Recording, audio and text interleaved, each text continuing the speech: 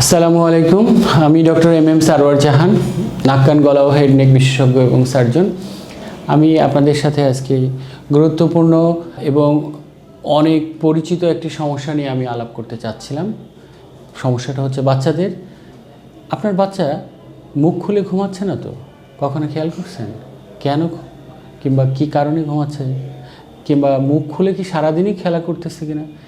তো এই ব্যাপারটা কেন হচ্ছে, ব্যাপারটা কিন্তু খুবই গুরুত্বপূর্ণ।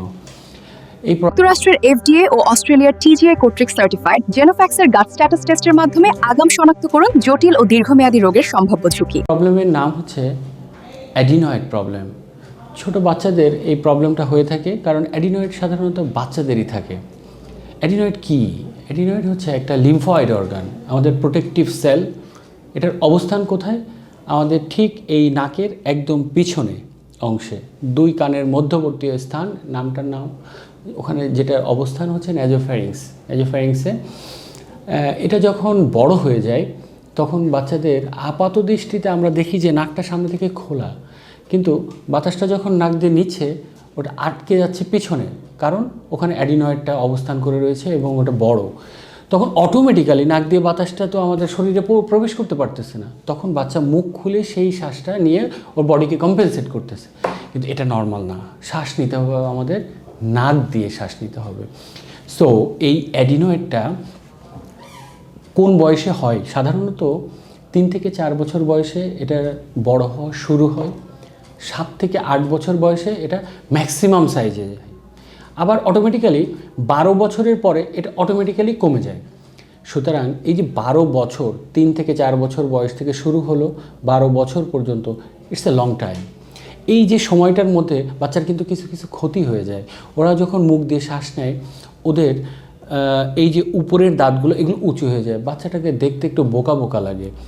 ওদের মাঝে মধ্যে কানে ইনফেকশন হয়।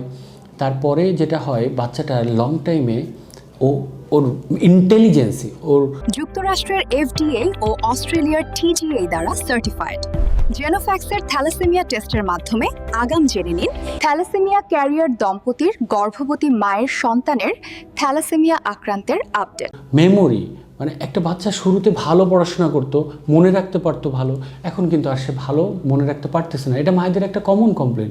তো এটা কিন্তু অ্যাডিনয়েডের কারণে হতে পারে। আমরা এই অ্যাডিনয়েড সমস্যার কিন্তু সুন্দর সমাধানও করতে পারি। সমস্যাটা আমাদেরকে পাওয়ার সাথে সাথেই এই ধরনের সমস্যা হচ্ছে বাচ্চার, আপনারা দ্রুত একজন চিকিৎসকের শরণাপন্ন হবেন। আমরা একটা এক্সরে করব, এক্সরে ন্যাজোফ্যারিংস। এই ন্যাজোফ্যারিংস এক্সরেতেই আমরা শুধুমাত্র অ্যাডিনয়েডটাকে আমরা দেখতে পাবো এবং আমরা এটার মাপও নিতে পারি। এটাকে গ্রেড 1, গ্রেড 2, গ্রেড 3, গ্রেড 4-এ ভাগ করা হয় এবং গ্রেড যত বেশি ট্রিটমেন্টটাও তত আমাদেরকে এগ্রেসিভভাবে নিতে হবে। যদি আমরা আর্লি পর্যায়ে শুরু করতে পারি ট্রিটমেন্টটা, তাহলে কিন্তু ওষুধ দিয়েও এটা নিরাময় সম্পূর্ণরূপে সম্ভব। তো আমরা অপারেশন না করে অ্যাডিনয়েডকে ওষুধের মাধ্যমে যদি ভালো করতে হয়, তাহলে খুব দ্রুত এটা চিকিৎসা শুরু করতে হবে। সো বাচ্চাদের এরকম কোনো প্রবলেম, মুখ খুলে শ্বাস নিচ্ছে, প্লিজ দ্রুত একজন নাক কান গলা চিকিৎসকের শরণাপন্ন হন। ধন্যবাদ, ভালো থাকবেন। Genofax Life Sciences. Leave healthy longer.